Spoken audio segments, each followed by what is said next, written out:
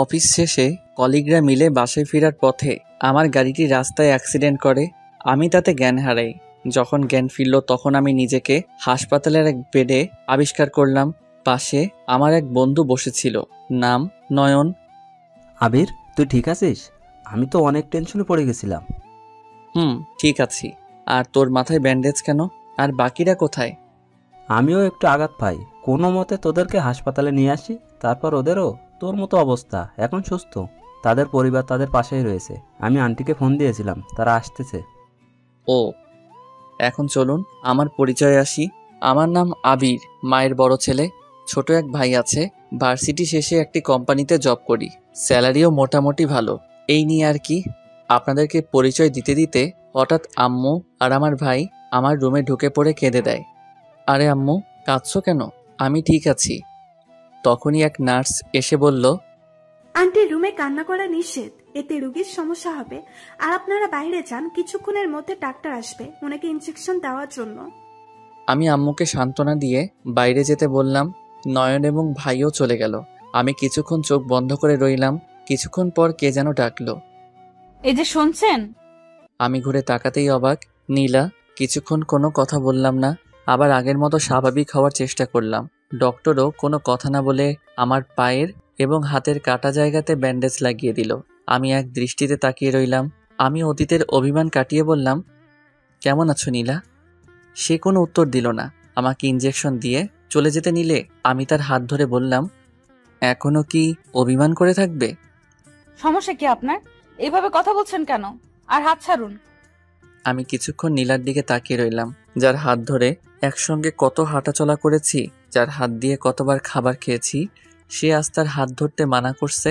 যাই হোক, অতীত ভুলে বাস্তবে ফিরলাম। আবার জিজ্ঞেস করলাম, কেমন আছো তুমি? খুব ভালো, আর সব সময় ভালো থাকি। হয়েছে, এবার হাতটি ছাড়ুন। নীলা, এতদিন পর দেখা হওয়ার পরও তুমি এখনো কি আমার সঙ্গে এভাবে কথা বলবা? আমাকে দেখার পর তোমার কি একটু মায়া হচ্ছে না? লক্ষ্য করলাম নীলার চোখে পানি। সে আর কোনো কিছু না বলে আমার হাত ছাড়িয়ে দৌড়ে চলে গেল। আমি সঙ্গে সঙ্গে নয়নকে ডাকলাম। কিরে, তোকে এত অস্থির দেখাচ্ছে কেন? আগে বল, প্রথমে আমার মাথায় ব্যান্ডেজ কে করেছিল? কি নাম, ছেলে না মেয়ে? কেন? আগে বল। ডক্টর করিম। ও, কেন, কি হয়েছে? এই নীলা ডক্টর কি ভালো ছিল না নাকি? না তেমন কিছু না। ওই ডক্টর কোথায় গেল? কে? এখনই যে বের হলো আমার রুম থেকে। ওনাকে তো দেখলাম দৌড়ে বাইরে চলে যেতে, হয়তো বাসায় গিয়েছে। কি হয়েছে বলতো? না, আমায় বাসায় নিয়ে চল, আমার এখানে কিছুই ভালো লাগছে না। আচ্ছা ঠিক আছে, এত অস্থির হোস না, আমি দেখছি। তারপর ডাক্তারকে বলে আমাদেরকে যে যার বাসায় নিয়ে যাওয়া হলো। আমি রাতে আর খেলাম না, সারা রাত আম্মুও ঘুমোয়নি, আমার পাশেই ছিল। তারপর 2 দিন এইভাবে কেটে গেল। 2 দিন পর সকাল হওয়ার সঙ্গে সঙ্গে বললাম, নয়ন আমাদের বাসায় চলে আয়।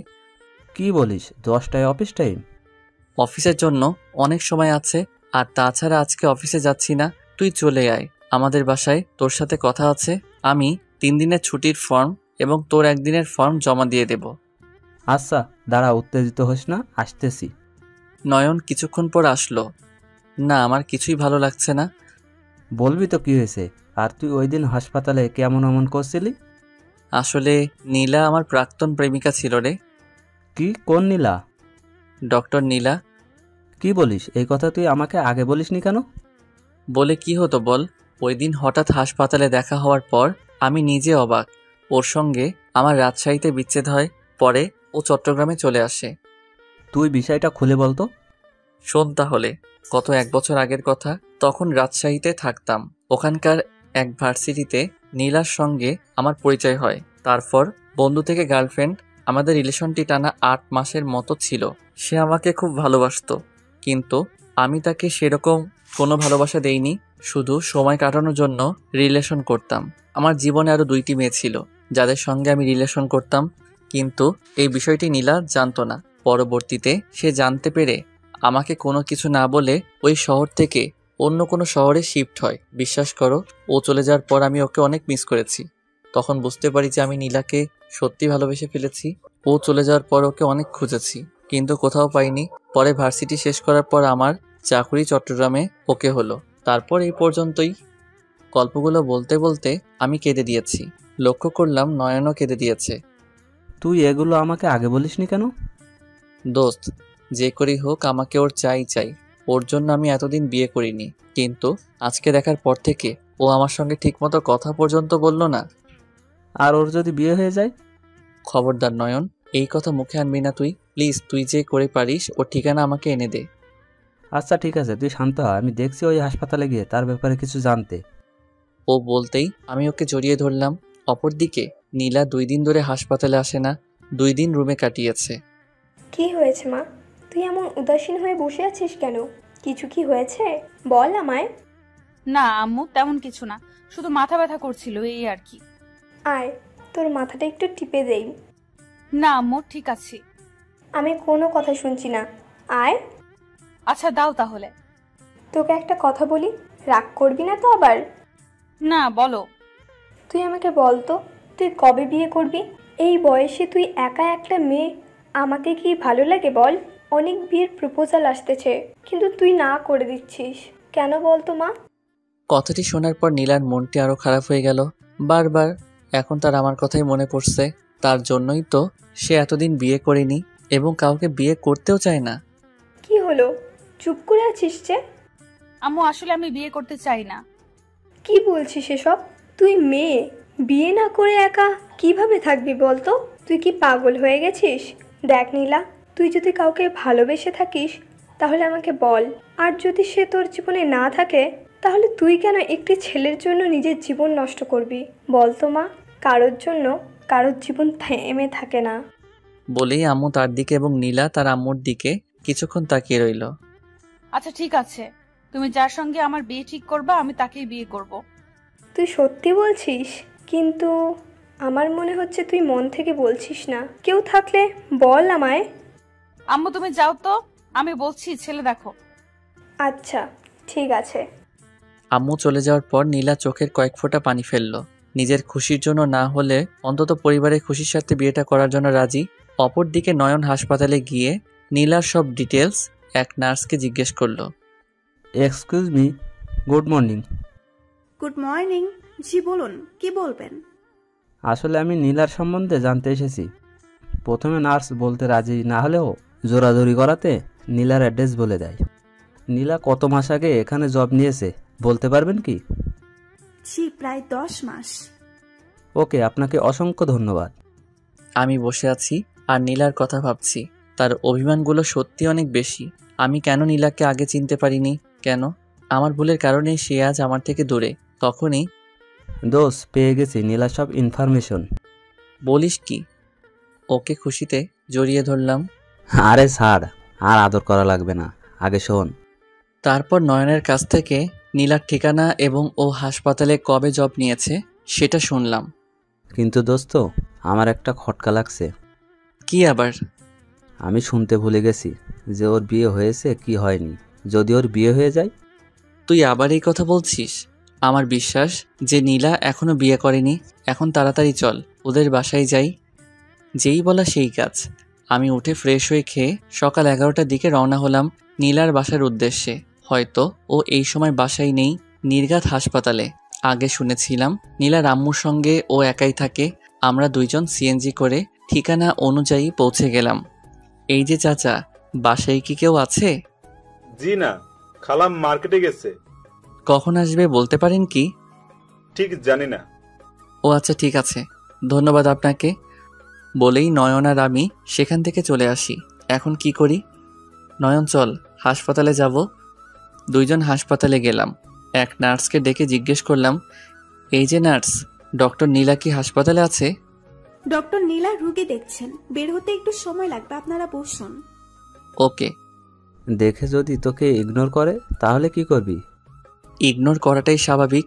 দেখি দেখা করে, কাজ না হলে সোজা নীলার আরও কাছে যাব বিকেলের দিকে। আমরা কথা বলতে বলতে নীলা আইসিইউ থেকে বেরিয়ে আসলো। আমাকে দেখা মাত্রই দাঁড়িয়ে কিছুক্ষণ চেয়ে রইল। তারপর হন হন করে তার কেবিনের দিকে হাঁটা ধরলে আমি তার কেবিনের সামনেই হাতটা ধরে ফেলি। এটা দেখে নয়ন সেখান থেকে চলে যায়। দাঁড়াও নীলা, আমার কিছু কথা আছে তোমার সাথে। আমার হাত ছাড়ুন। না, ছাড়বো না, আগে আমার কথা শুনতে হবে। আমার হাত ছাড়ুন বলছি, না হলে খারাপ হয়ে যাবে কিন্তু। আমি আপনার কোনো কথা শুনতে চাই না। না, তোমাকে শুনতে হবে। আমি যে তোমাকে এখনো ভালোবাসি নীলা। আমি বলতেই ঠাস ঠাস করে নীলা আমার গালে চড় বসিয়ে দিল। কেন? আজ মনে পড়লো আমার কথা? তোর জন্য, শুধু তোর জন্য আমি আজ। বলতে চেয়েও বলল না নীলা। হনহন করে নিজের কেবিনে চলে গিয়ে দরজা বন্ধ করে দিল। সবাই আমার দিকে অসহায় দৃষ্টিতে তাকিয়ে আছে। আমি মাথা নিচু করে বাইরে চলে আসলাম। নীলা আমাকে এভাবে সবার সামনে অপমান করতে পারলো? কি এমন বলেছিলাম আমি? জানি তার হাত ধরার অধিকার আমার নেই, কিন্তু অন্তত আমার কথাটুকু শুনতে পারতো। বাইরে আসতেই নয়নকে দেখতে পেলাম। কিরে, তোর মুখ এত ভারী কেন? কিছু কি হয়েছে? তারপর ওকে সব খুলে বললাম। শুনেই নয়ন রেগে বলল, কি? ওই মেয়ের এত বড় সাহস? তুই দাঁড়া, আমি আসতেছি। ওকে থামিয়ে দিয়ে বললাম, না দোস্ত, যাস না প্লিজ। কিছুক্ষণ নীরবতা কাটিয়ে আমরা বাসায় চলে গেলাম। ওইদিকে নীলা নিজের কেবিনে ঢুকে টেবিলে মাথা নিচু করে কাঁদছে। পাশে দাঁড়িয়ে থাকা নার্স তাকে সান্ত্বনা দিচ্ছে। মনটা ভীষণ খারাপ। নীলার এমন ব্যবহারে সত্যি বড়ই অবাক আমি। আগে রিলেশনে থাকার সময় কখনো নীলা আমার সঙ্গে এমন উঁচু গলায় কথা বলার সাহস পর্যন্ত পাইনি, কিন্তু আজ সে আমাকে গালে চড় বসিয়ে দিল। কিন্তু সে কি এমন বলতে চেয়েছিল যা সে বলতে চেয়েও বলল না? আমার এসব ভাবতে ভাবতে চোখের কোণায় জল এসে গেল। ভাবলাম, না আর না, আমি কখনোই আর ওর সামনে যাব না। তখনই নয়নের ফোন ধরতেই, কিরে, কি করছিস? এই তো শুয়ে আছি। তুই না আজকে নীলাদের বাসায় যেতে চেয়েছিলি? না রে, আমি আর এসব বিষয়ে জড়াতে চাই না। এত তাড়াতাড়ি হার মেনে নিলি? এই, তুই আবির, একটা সামান্য মেয়ের কাছে হেরে যাস? বন্ধু, নিজের মাঝে বিশ্বাস রাখতে শেখ, বুঝলি? তুই যদি একবার নীলাকে হারিয়ে ফেলিস তাহলে সে সারা জীবনের জন্য অন্য কারো হয়ে যাবে। জীবন একটাই, বুঝছিস? নয়নের এসব কথা শুনে নিজের প্রতি একটা ফিলিংস পাচ্ছি এখন। নয়ন বলে উঠল, আর তাছাড়া আমি কিছুক্ষণ আগে তার এক কলিংয়ের মাঝে জানতে পারলাম যে নীলার এখনো বিয়ে হয়নি, এবং তোকে গালে চড় মারার পর তার কেবিনে গিয়ে কান্না করেছিল। এইটা কথা শোনার পরে আমি লাফিয়ে উঠি। তুই কিভাবে জানলি? ওখানে পরে আবার গিয়েছিলাম, নার্সের কাছ থেকে এসব জানতে পারি।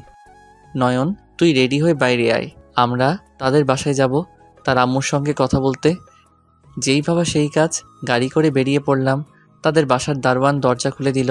তাদের বাসার মেইন দরজায় বেল বাজাতেই এক মুরব্বি এসে দরজা খুলে দিলেন। বুঝলাম এটাই নীলার আম্মু, অর্থাৎ আমার ভবিষ্যৎ শাশুড়ি। দেখে আমরা সালাম দিলাম। আসসালামু আলাইকুম আন্টি। ওয়ালাইকুম আসসালাম। তোমরা কে বাবা? আন্টি, আমরা নীলার কলেজের ফ্রেন্ড। নীলা কি বাসায় আছে?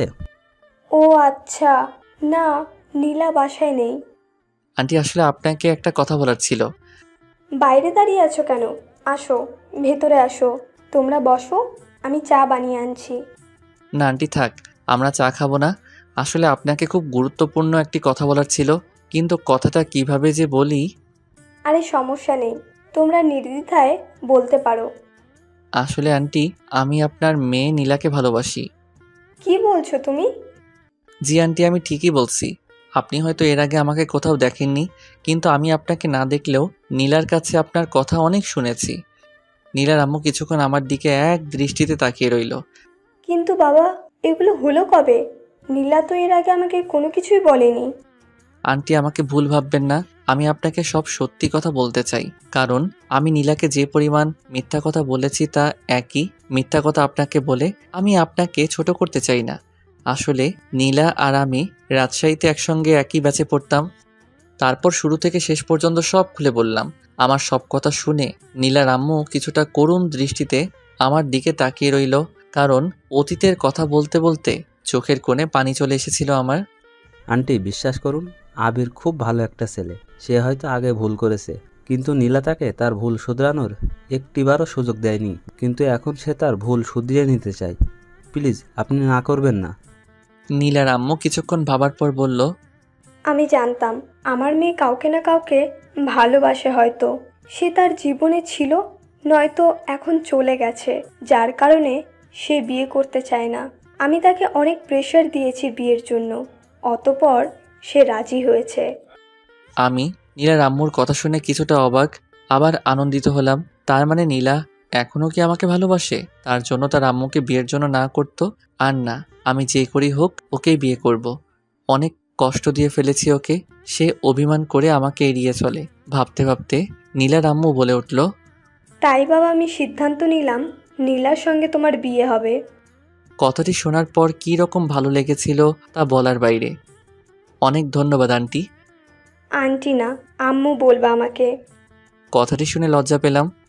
কিরে, মেয়ের মতো লজ্জা পাচ্ছিস কিল লাইগা? কিন্তু আম্মু, সে আমাকে বিয়ে করতে চাইবে তো? সে তো আমাকে এড়িয়ে চলে। ওসব তুমি আমার উপর ছেড়ে দাও। তারপর নীলার আম্মুকে সালাম দিয়ে সেখান থেকে চলে আসলাম। খুব আনন্দ লাগছে। কিরে, এখন মিষ্টি খাওয়া? তারপর নয়নকে হোটেলে নিয়ে গিয়ে পেট পুড়ে খাওয়ালাম। তারপর ডাইরেক্ট বাসায়। আমি জানি নীলাকে পাওয়ার ইচ্ছে আমার একার নয়, তারও আছে। কথায় আছে মেয়েদের বুক ফাটে কিন্তু মুখ ফাটে না। ও আমার জন্য এতদিন বিয়ে করতে চায়নি, শুধু আমার জন্য অপেক্ষা করে গেছে। কিন্তু এখন আমাকে দেখে অভিমান নিয়ে ওর আম্মুকে বিয়ের জন্য হ্যাঁ বলে দিয়েছে। এখন এভাবে হবে না, তাই আবার নীলার সঙ্গে দেখা করতে যাব। বিকেলের দিকে গাড়ি নিয়ে আবার হাসপাতালে গেলাম একাই। ভেতরে সোজা এক নার্সের কাছে গেলাম। নার্স আমাকে দেখতেই, এই কি হয়েছে আপনার? বসুন বসুন, আমি ডক্টরকে ডাকছি। কি পাঠক পাঠিকারা, বুঝতেছেন না তো? আমি জানি নীলা এমনি অমনি আমার সঙ্গে কথা বলবে না, তাই হাতটা হালকা করে কেটে দিয়েছি। হয়তো এটা পাগলামি। নার্স সঙ্গে সঙ্গে আমাকে নীলার কেবিনে নিয়ে গেল। আমাকে নীলা এমন অবস্থায় দেখে কিছুটা অবাক, আবার কিছুটা ভয়ও পেয়ে গেল। আমি নীলার দিকে এক দৃষ্টিতে তাকিয়ে আছি। জানি নীলা এখান থেকে চলে যেতে চাচ্ছে, কিন্তু যেতে পারছে না, কেননা এটা তার কর্তব্য। নীলা আমার হাতে ব্যান্ডেজ লাগিয়ে দিচ্ছে আর চোখে আমার দিকে তাকাচ্ছে। তার এমন ভঙ্গিমা দেখে খুব ভালো লাগছে। আমি বললাম, মেডিসিন দেবেন না? নীলা বলে উঠল, আপনি রেস্ট নিন, আমি মেডিসিন দিচ্ছি। সে উঠতে গেলেই আমি আবার তার হাত চেপে ধরি। নীলা প্লিজ, হয়তো এটা জীবনের শেষ সময়। এটা রাগ অভিমান করে থাকার সময় নয়। হাত ছাড়ুন, এটা হসপিটাল। আপনি আপনার কথা বাইরে বলতে পারেন। না, আমি হাত ছাড়বো না। নীলা রেগে হাত ছাড়িয়ে নিয়ে, তুমি নিজেকে কি মনে করো? তুমি যখন ইচ্ছে অন্য মেয়ের সঙ্গে ঘুরবা, আবার তাদের সঙ্গে ঘোরা শেষ হয়ে গেলে আবার আমার কাছে ফিরে আসবা, আর আমি মেনে নিব? আমি অন্য মেয়েদের মতো না আবির, যে অনেক ছেলের সঙ্গে রিলেশন করব। তোমাকে আমি কম ভালোবাসিনি আবির, নিজের থেকে অনেক বেশি ভালোবেসেছিলাম তোমাকে, কিন্তু এখন আর তোমায় ভালোবাসি না। কথাগুলো বলতে বলতে নীলার চোখে পানি চলে আসলো। তাহলে এখন আমায় না ভালোবেসে থাকলে কেন আজ পর্যন্ত বিয়ে করনি? কেন আমাকে দেখে দূরে সরে যাও? তুমি আমাকে না ভালোবেসে থাকলে কখনো আমার ওপর অভিমান করে থাকতে না। আমার কথাগুলো শোনার পর নীলা কিছুক্ষণের জন্য চুপ করে রইল। নীলা, এমনকি তুমি আমার ভুল শুধরিয়ে নেওয়ার একটা চান্সও দাও নাই। বিশ্বাস করো, তুমি না বলে চলে আসার পর থেকে আমি তোমাকে অনেকবার খুঁজেছি, কিন্তু কোথাও খুঁজে পাইনি। লক্ষ্য করলাম নীলার চোখে পানি। শোনেন, আমার আম্মুকে আমি বিয়ের জন্য হ্যাঁ বলে দিয়েছি, আর প্লিজ আমাকে ডিস্টার্ব করবেন না। নীলা আর কোনো কিছু না বলে ওষুধ দিয়ে কেবিন থেকে বেরিয়ে গেল। তুমি যতই বলো আমাকে ভালোবাসো না, কিন্তু মনে মনে তুমিও আমাকে চাও। বিয়ে তো তোমার আমার সঙ্গেই হবে। হ্যাঁ, আমার মনটা খারাপ, আবার কিছুটা খুশি লাগছে, কিন্তু আরও আনন্দ অনুভব করতাম যখন নীলা আমাকে নিজে মেনে নিত। তারপর আমি হাসপাতাল থেকে বাসায় চলে আসি। ওদিকে নীলা হাসপাতাল থেকে সোজা তার বাসায় চলে যায়। কি রে, কখন আসলি? এই তো আম্মু, এই মাত্র। বলেই নীলা রুমে চলে গেল। নীলার আম্মু তার পিছু তার রুমে গিয়ে, কি রে মা, কিছু কি হয়েছে? তোকে এমন দেখাচ্ছে কেন? মনে হচ্ছে কিছুক্ষণ আগে কান্না করেছিস। না আম্মু, কিছু না। ও এমনি আসার সময় চোখে বালি পড়েছিল, তাই হয়তো মনে হচ্ছে তোমার। আমার কাছ থেকেও কি সব লুকাবি রে মা? সব খুলে বল আমাকে, কি হয়েছে? বলছি তো আম্মু, কিছু হয়নি। আচ্ছা ঠিক আছে, তুই ফ্রেশ হয়ে নে, আমি খাবার দিচ্ছি। আর তোর সঙ্গে কথা ছিল তোর বিয়ে নিয়ে। এই কথা শোনার পর নীলার মনটি আবার খারাপ হয়ে গেল। তারপর নীলা ফ্রেশ হয়ে খাবার খাওয়া হয়ে গেলে নীলার আম্মু বলল, মা, আমি তোর বিয়ের জন্য এক ছেলেকে দেখেছি। ছেলে প্রাইভেটে জব করে, তার পরিবারে তার মা আছে। কালকে ছেলের মা তোকে দেখতে আসবে। আর সব থেকে বড় কথা, ছেলেটা তোর সমবয়সী ছেলে। কথাগুলো শুনে নীলার চোখে পানি চলে আসলো। নীলার আম্মু কিছুটা বুঝতে পারল, কিন্তু কিছু বলল না। এই নে, দেখ ছেলের ছবি। ছেলে দেখতে কেমন? না মা, আমি দেখবো না। তোমার ছেলে পছন্দ হয়েছে, এটাই অনেক। আমি এই বিয়েতে রাজি। কথাটা বলে নীলা দৌড়ে নিজের রুমে চলে গেল। অপরদিকে আমি শুয়ে শুয়ে ভাবছি, আজকে থেকে অফিসের ছুটি শেষ, আগামীকাল থেকে আবার অফিসে যেতে হবে। চাকরি জীবনটা বড়ই অদ্ভুত, কোনো স্বাধীনতা নেই। আবার জীবনের শুরু থেকে পড়াশোনা, তারপর ইন্টার, অনার্স, মাস্টার্স পড়াশোনা শেষ করি, আবার চাকরি খোঁজা, চাকরি পাওয়ার পর ব্যস্ততা, এর মাঝেই ভালোবাসার মানুষটিকে সময় দেওয়া। কতই না কষ্ট এই জীবনে। ছেলেদের জীবনটা যুদ্ধের থেকে কি আর কম? নীলা যদি আমার এগুলো বুঝতো তাহলে কখনোই আমাকে এড়িয়ে চলতো না। শুধু নীলা কেন, যে কেউ তার ভালোবাসার মানুষটাকে ভালোবেসে কাছে থাকতো। এসব ভাবতে ভাবতে ঘুমিয়ে গেলাম। সকাল হতেই নয়নের ফোন। হ্যালো, কি হয়েছে বল। আজকে অফিস আছে, মনে আছে তো? হ্যাঁ মনে আছে, এখন ঘুমাতে দে, আরও একটু ঘুমাই বলেই ফোনটা কেটে দিলাম। আবার কে যেন ফোন করলো। ফোনটা হাতে নিয়ে দেখে আননোন নাম্বার। ফোন রিসিভ করতেই হ্যালো আবির, আমি নীলার আম্মু বলছি। কথাটা শোনার পর লাফ দিয়ে বসে পড়লাম। আসসালামু আলাইকুম আন্টি, কেমন আছেন? ওয়ালাইকুম আসসালাম। আলহামদুলিল্লাহ ভালো আছি, কিন্তু আমি তোমাকে কি বলে ডাকতে বলেছিলাম তা ভুলে গেলে কি? সরি হবু শাশুড়ি আম্মু, আমি ভুলে গেছিলাম। মনে থাকে যেন। আর তোমাকে একটি সুখবর দিতে চাই। সুখবরের কথা শুনে কেন জানি নাচ দিতে ইচ্ছে করছে। যাক, আগে শুনি তারপর। জি শাশুড়ি আম্মু, বলুন। নীলা বিয়ের জন্য রাজি হয়েছে, কিন্তু বাবা ও ছবি দেখলো না। আমার ছবি আপনি কোথায় পেলেন? আমি জানি নীলা ছবি দেখবে না, তাই অন্য একটা চিঠির মতো কাগজ দেখিয়েছিলাম, যার ভেতরে কোনো ছবি ছিল না।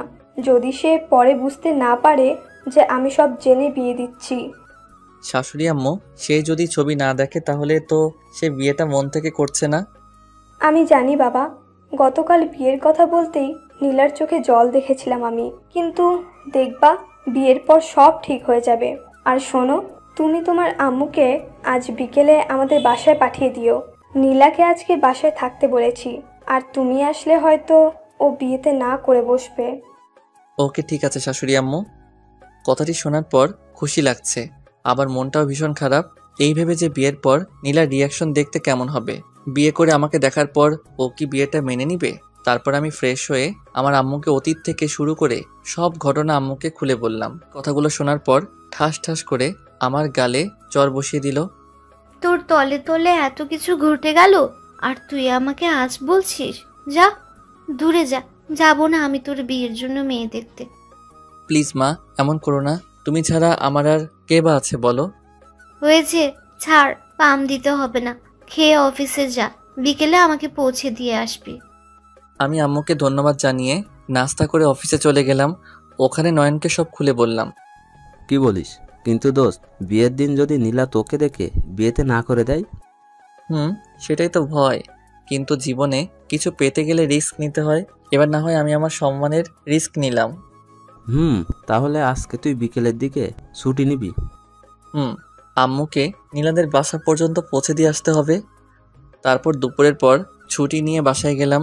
দেখতেছি আম্মু আগে থেকে তৈরি হয়ে বসে আছে। আম্মু, তুমি তৈরি, কিন্তু তোমার হাতের ভ্যানিটি ব্যাগে ওগুলো কি? ওগুলো আমার ঘরের হবু বৌমার জন্য। হয়েছে, এখন তাড়াতাড়ি আমাকে নিয়ে চল।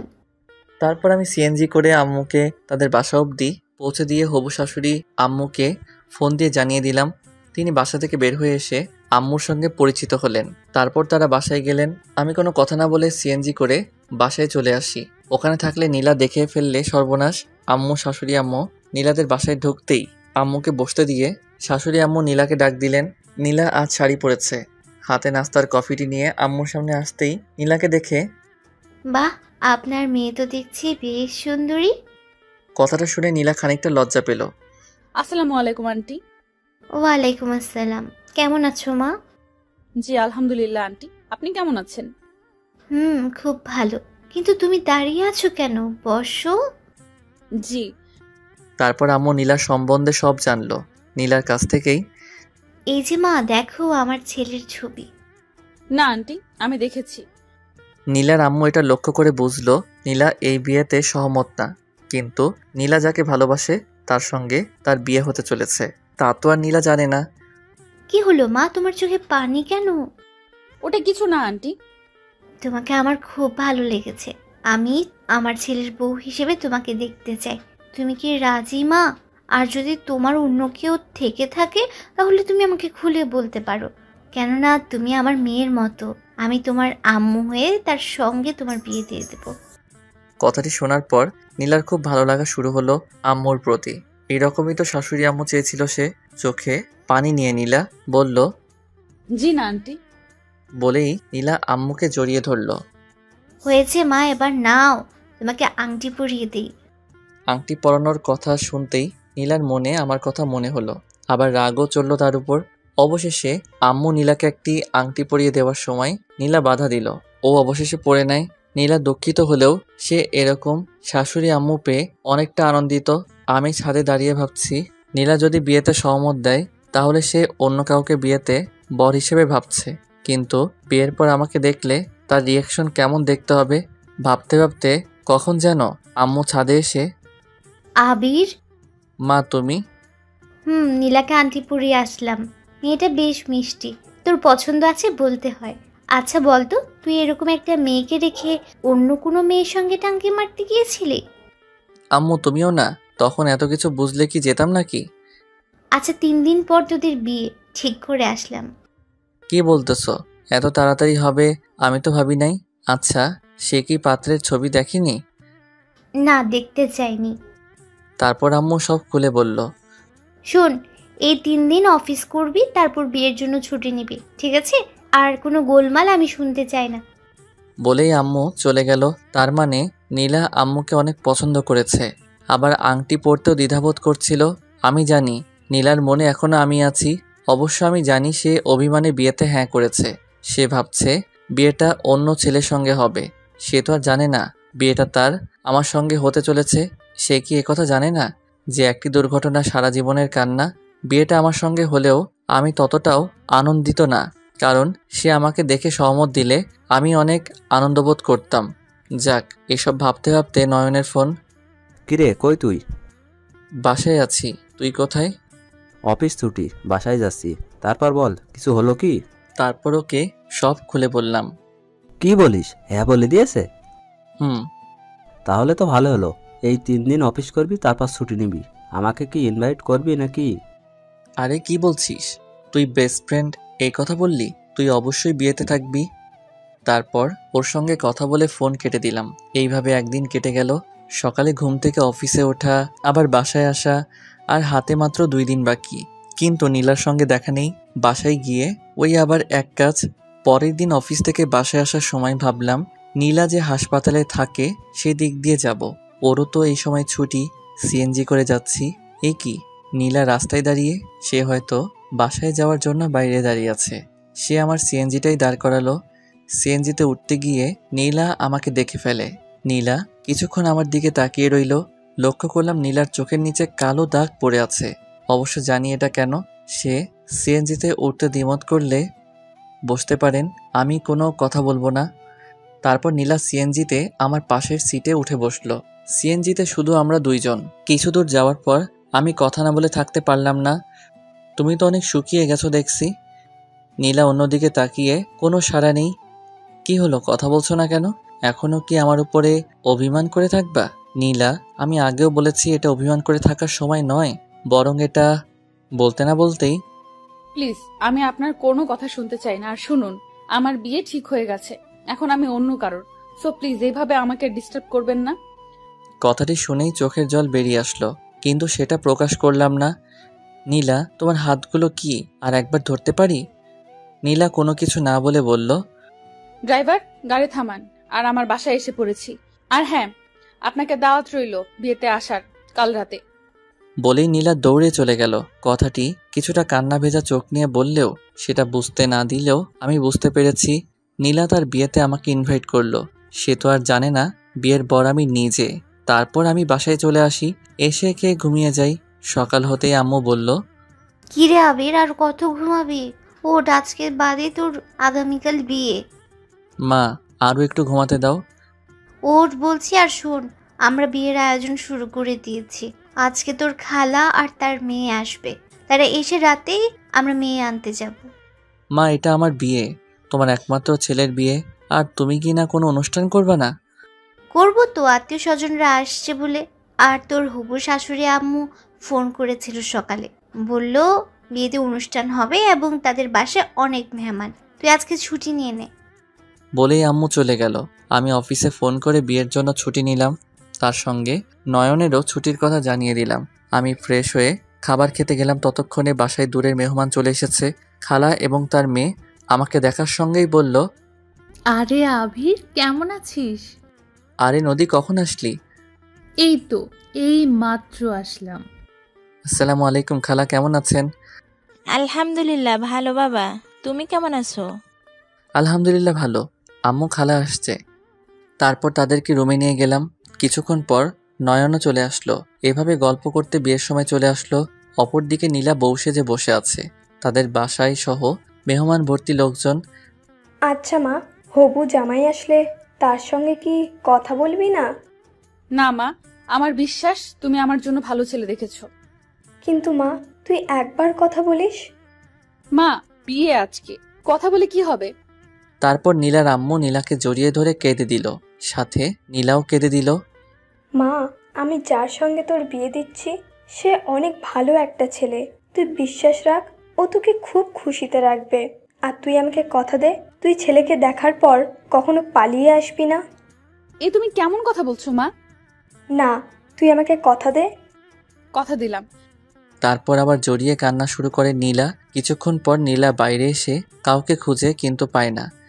এ কি, তাহলে আবির আমার বিয়েতে আসেনি? এসব হতে বিয়ের সময় ঘনিয়ে আসলো।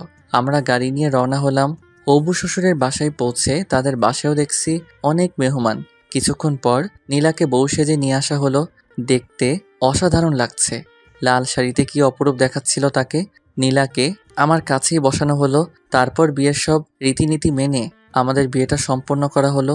কিন্তু নীলা আমার দিকে একবারও তাকায়নি। নীলাকে নিয়ে আসার সময় সে তার আম্মুকে জড়িয়ে ধরে অনেকবার কেঁদেছে। নীলাকে নিয়ে গাড়িতে বসে আছি। জানালার ওপার হয়ে সে শুধু কেঁদে চলেছে। আমি তার দিকে টিস্যুর বক্সটা এগিয়ে দিলাম। এইভাবে বাসায় চলে আসলাম। আজ আমার বাসর রাত। খুব অদ্ভুত লাগছে। আমার বিয়েটা এভাবে হবে আমি স্বপ্নেও ভাবিনি। বাস্তবে ভাবো তো দূরে থাক, আরও ভালো লাগতো যদি নীলা ইচ্ছায় আমাকে বিয়ে করত। কিন্তু কি আজব, তার বিয়ে, অথচ সে আমার উপর অভিমান করে তার হবু বরকে দেখলো না। কিরে, তুই ছাদে কি করিস? আরে নয়ন, তুই ঘুমাসনি? না, ঘুমাতে যাচ্ছি। আর তুই এখানে কি করিস? তাড়াতাড়ি রুমে যা, গিয়ে ভাবির মিষ্টি মুখটা দেখবি না? আমার তো ভয় লাগছে রে। সে আমাকে দেখার পর কি যে করে বসবে কে জানে। আরে ভয় পাস কেন? কিচ্ছু হবে না, তুই ভেতরে যা। আর হ্যাঁ, সময় হলে ভাবির সঙ্গে আমার পরিচয় করিয়ে দিবি। বলতেই আমি ওকে জড়িয়ে ধরলাম। অনেক ধন্যবাদ বন্ধু, তুই আমাকে সাহায্য করেছিস। এইসব বলে কি তুই এখন আমায় লজ্জা দিবি? আরে কি বলিস? তাহলে তাড়াতাড়ি যা, না হলে রাত শেষে সকাল হয়ে যাবে। তারপর আমি রুমের দরজার কাছে আসতেই ভয় লাগতে শুরু করলো। কেমন হবে নীলার রিয়াকশন ভাবতেই ভয় লাগছে। রুমের ভেতরে ঢুকলাম। নীলা খাটের উপরে ভদ্র মেয়ের মতো মাথায় ঘোমটা দিয়ে বসে আছে। রুমের দরজা লাগিয়ে দিয়ে তার কাছে যেতেই হঠাৎ নীলা বলে উঠল, প্লিজ আমার কাছে আসবেন না। আমি এই বিয়েটা করতে চাইনি, কিন্তু বিশ্বাস করুন আমি একজনকে ভালোবাসতাম, তাই রাগে অভিমানে আপনাকে বিয়ে করেছি। আর এখন তাকে আমি ভালোবাসি। প্লিজ আমাকে ভুল বুঝবেন না। আপনি যা যা বলবেন আমি তাই তাই করব, কিন্তু আমার কাছে আসবেন না। আমার নিজেকে মানিয়ে নিতে কিছুটা সময় লাগবে। আমি নীলার কথা শুনে থ হয়ে দাঁড়িয়ে রইলাম। আমি জানতাম নীলা এখনো আমায় ভালোবাসে। এটা ভাবতেই চোখে পানি চলে আসলো। কিন্তু না, আজ কাঁদলে চলবে না। কিন্তু সে এটা কি বলল? সে এখনো আমাকে ভালোবাসে? আবার এই সংসার করার জন্য সে কিছুটা সময় চাচ্ছে নিজেকে বদলে নেবার। নীলা আমার উপর এতটা অভিমান করে আছে যে বাধ্য হয়ে অন্যের সঙ্গে সংসার করতেও রাজি। আমার কোনো উত্তর না পেয়ে আপনি কোনো কথা বলছেন না কেন? আমি কোনো কিছু না বলে খাটে গিয়ে বসলাম। ঠিক আছে, আমি আপনাকে স্পর্শ করব না। আপনি আপনার ঘোমটাটা সরান। আমার গলার আওয়াজ চিনতে পেরেই সঙ্গে সঙ্গে ঘোমটা সরিয়ে নীলা কিছুক্ষণ আমার দিকে অবাক দৃষ্টিতে তাকিয়ে রইল। কি হলো নীলা, এইভাবে কি দেখছো? আমাকে চিনতে পারোনি? না, এটা বিশ্বাস হচ্ছে না যে আমি এখানে কি করছি। আমি তোমাকে বিয়ে করেছি।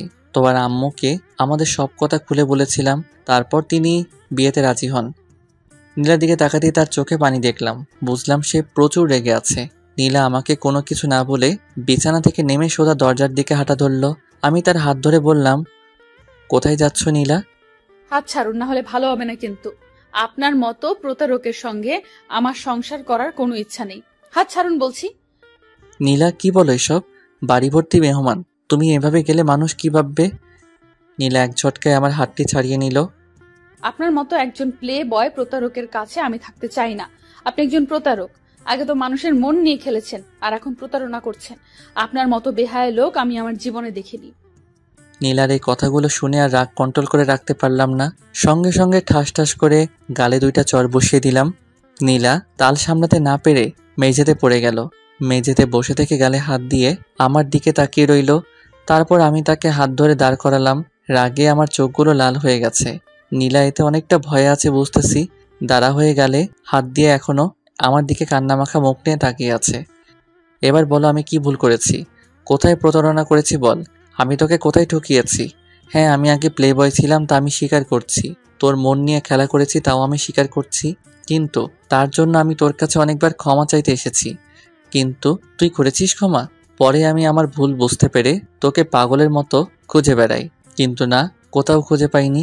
তুই চলে আসার পর থেকে বুঝতে পারি যে আসলে আমি তোকে কতটা ভালোবাসি। তুই আমার ভুল শুধরানোর কি একটা সুযোগ দিয়েছিলি? লক্ষ্য করলাম নীলা ভয়ে কাঁপছে। আসলে তুমি আমাকে সত্যিকার অর্থে কখনো ভালোবাসোনি নীলা। তুমি যদি আমাকে সত্যিকার অর্থে ভালোবাসতে কখনো আমাকে ছেড়ে অন্য কাউকে বিয়ে তো দূরে থাক, চিন্তাও করতে না। লক্ষ্য করলাম নীলা আমার কথা শুনে ফুপিয়ে ফুপিয়ে কাঁদছে। এখন কাঁদছো কেন? আমার এমন রুড ব্যবহার দেখে, না নিজের ভুল বুঝতে পেরে বলো? নীলা শুধু দাঁড়িয়ে দাঁড়িয়ে কেঁদেই চলেছে। নীলা, আমি তোমাকে কখনো ঠকাইনি, বরং আমাদের সব কথা আমি তোমার আম্মুকে খুলে বলেছিলাম। শোনার পর তিনি এই বিয়েতে রাজি হন। তোমাকে তিনি ছবিও দিয়েছিল দেখতে, কিন্তু তুমি দেখোনি। আবার আমার আম্মু তোমাকে দেখতে এসে আমার ছবি তোমাকে দিয়েছিল, তুমি দেখতে চাওনি। এমনকি বরের নাম কি তুমি তা জানতেও প্রয়োজন বোধ করনি। তুমি ছবিটা দেখলে হয়তো আর এই বিয়েটা হতো না। আর তুমি আমার ছবিটা দেখে বিয়েতে না করলে আমিও তোমাকে আর বিয়ে করতাম না। তোমার আম্মু মনে করেছিলেন তুমি আমাকে বিয়ে করে পরে মেনে নিয়ে সুখে থাকবা, তাই তিনি রাজি হয়েছিলেন। এখন সব শুনে এখনো যদি আমাকে ভুল ভেবে থাকো তাহলে যাও। আমি রুমের দরজা খুলে দিলাম। আর কখনোই তোমার আশেপাশে আমি যাব না, কখনো ডিস্টার্ব করব না, যাও। নীলা কোনো কিছু না বলে ফুপিয়ে ফুপিয়ে কান্না করতে করতে দৌড়ে ওয়াশরুমে চলে গেল। আমি আবার রুমের দরজাটা লাগিয়ে সোফায় বসে পড়লাম। আজ নিজের মাঝেই খুব অভিমান জমেছে। যত রাগ অভিমান ছিল তা আজ সব নীলার উপর ঝেড়েছি। চোখগুলো এখনো আমার লাল বর্ণ ধারণ করে আছে, কিন্তু নীলাকে এত জোরে গালে চড় মারা আমার উচিত হয়নি। পরক্ষণে মনে হলো যে না, গালে চড় মেরে ঠিকই করেছি। সবসময় পাগলামি সহ্য করলে হয় না, শাসনও করতে হয়, আর তার অধিকার আমার আছে। কিন্তু অনেকক্ষণ তো হলো, নীলা এখনো বের হচ্ছে না কেন? দরজার কাছে যেতেই নীলা দরজা খুলে বের হয়ে আসলো। আমাকে দেখে কিছুক্ষণ চোখের দিকে তাকিয়ে রইল। নীলার চোখগুলো লাল বর্ণ আকার ধারণ করেছে। বুঝলাম ওয়াশরুমে গিয়ে অনেক কান্না করেছে। তাতে আমার কি? আমি কোনো কিছু না বলে ওয়াশরুমে ঢুকে পড়লাম। শেরওয়ানিটা চেঞ্জ করলাম। ফ্রেশ হয়ে রুমে এসে দেখি নীলা বিয়ের শাড়ি চেঞ্জ করে নীল শাড়ি পরেছে। কি অপরূপ দেখতে, সুন্দর লাগছে তাকে।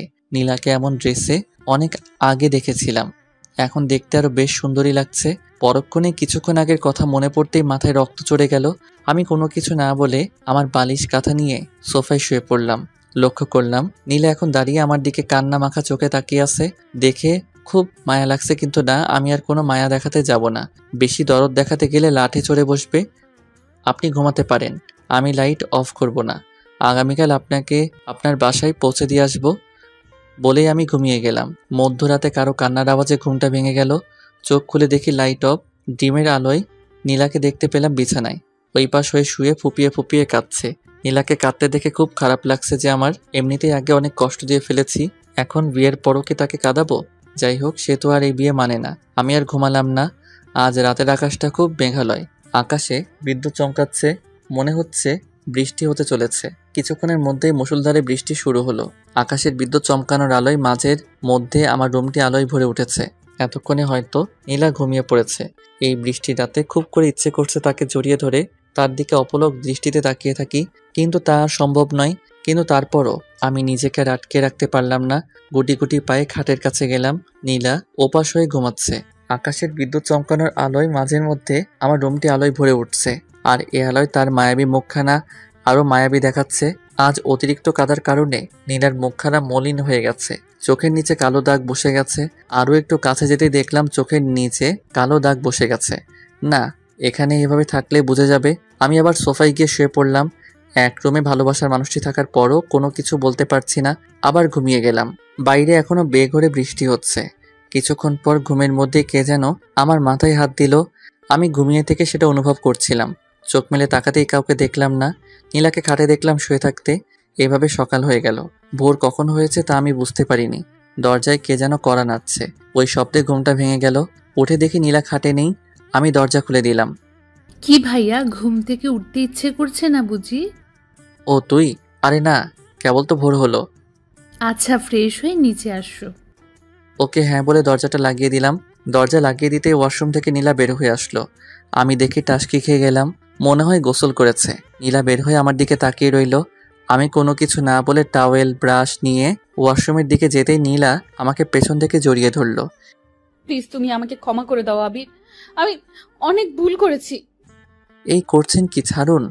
আপনি চিন্তা করবেন না, আজকে আপনাকে আপনার বাসায় দিয়ে আসবো। প্লিজ ক্ষমা করে দাও, আমি সত্যি আর কখনো এমন আচরণ করব না। আমি তোমাকে ভুল বোঝার জন্য সরি। আমি কোনো কিছু না বলে সোজা ওয়াশরুমে চলে গেলাম। না আর ভালো লাগছে না। ফ্রেশ হয়ে বের হয়ে দেখি নীলা একদম দরজার সামনে দাঁড়িয়ে। আমি কোনো কিছু না বলে নিচে চলে গেলাম। সেও আমার পিছু পিছু নিচে আসলো। আরে মা, আসো, বসো। তারপর সকালের নাস্তা করলাম। আম্মু আমাকে ইশারা দিয়ে বলছে কি হয়েছে। আমি তেমন গুরুত্ব না দিয়ে খেয়ে ছাদে চলে আসি। কিছুক্ষণ পর আম্মু আসলো। কি হয়েছে বলতো? নীলা তোকে দেখে কোনো কিছু বললো না কেন? তারপর আমি সব ঘটনা আম্মুকে খুলে বলি। তার মানে সে তার ভুল বুঝতে পেরেছে। তো আর কি লাগে বাবা, তুই ওকে ক্ষমা করে দে। আমি আম্মুর কথা শুনে চুপ করে আছি। যেহেতু নীলাকে আগে অনেক কষ্ট দিয়েছি, তাই আর কষ্ট দিতে চাই না ওকে। তারপর আমি আর আম্মু বাসায় চলে আসি। ড্রয়িং রুমে দেখি নীলা আর নদী বসে গল্প করছে। আমি সোজা আমার রুমে চলে আসলাম। আমার পিছু পিছু নীলাও আসলো। আমি বসে আছি। নীলা রুমে এসে দরজায় দাঁড়িয়ে আমাকে দেখে আসে। যান, তৈরি হয়ে নেন, আপনাকে আপনার বাসায় ছেড়ে দিয়ে আসি। আমি কি একবারও বলছি যে বাসায় যাব? চুপ। বলো। বলেই নীলা আমার কাছে এসে আমাকে জড়িয়ে ধরলো। এই করছেন কি? ছাড়ুন। না, আমি ছাড়ছি না। বলে আমি তাকে ছাড়িয়ে নিলাম। নীলা কোনো কিছু না বলে একটা ফল কাটার নাইফ হাতে নিয়ে, এই যে মিস্টার, আমার অধিকার আছে আপনার প্রতি। আপনি কি আমার অধিকার খাটাতে দেবেন? না দিব আমার হাতে চালিয়ে। আমি কিছুটা ঘাবড়ে যাই। এই কি করছেন কি? দিন, নাইফটা দিন, হাত কেটে যাবে। জি, হাত কাটার জন্যই নিয়েছি। আমি কোনো কিছু না বলে তার থেকে নাইফটা কেড়ে নিতেই আমার হাতটি কাটা যায়। আমার হাতটি কেটে যাওয়া দেখে নীলা ভয়ে কেঁদে দেয়। নীলা দৌড়ে তার ফার্স্ট এইড বক্সটা নিয়ে আসে। আহ, খুব লেগেছে না? আমি তার দিকে তাকিয়ে আছি। কি অসহায়ের মতো নীলা আমায় ভালোবাসে। আর আমি নীলার কান্না শুনে আম্মুর রুমে চলে আসে। কি রে, কি করে হাত কাটলো? তারপর নীলা সব খুলে বলে। এই ঘটনার পর রাতে শাশুড়ি আম্মু খালা বসে অনেক কথা শুনিয়েছে নীলাকে। পরে আমাদের এসব নিয়ে মীমাংসা করে সব ঠিক হয়ে যায়। জি, এবার ক্ষমা করেছো তো? কিন্তু আমাকে গালে চড় মারা সুদে আসলে নেব। আজকে রাতে বুঝবা খেলা কাকে বলে। দেখবো কত পারো। আচ্ছা, কয়টা বাবু নিবা বলো? আমার তো মনে হচ্ছে তুমি কেঁদে দিবা। কথাটা শুনতেই নীলা হেসে দিল। তাই নাকি? দেখি কেমন কে কাকে কাঁদায়। কথাটা শুনে দুইজনে হেসে দিলাম। বলেই নীলাকে জড়িয়ে ধরে খাটে শুয়ে বাকিটা ইতিহাস। এখনো শুনবেন নাকি? ভালো থাকুক এরকম মধুর সম্পর্কের ভালোবাসাগুলি।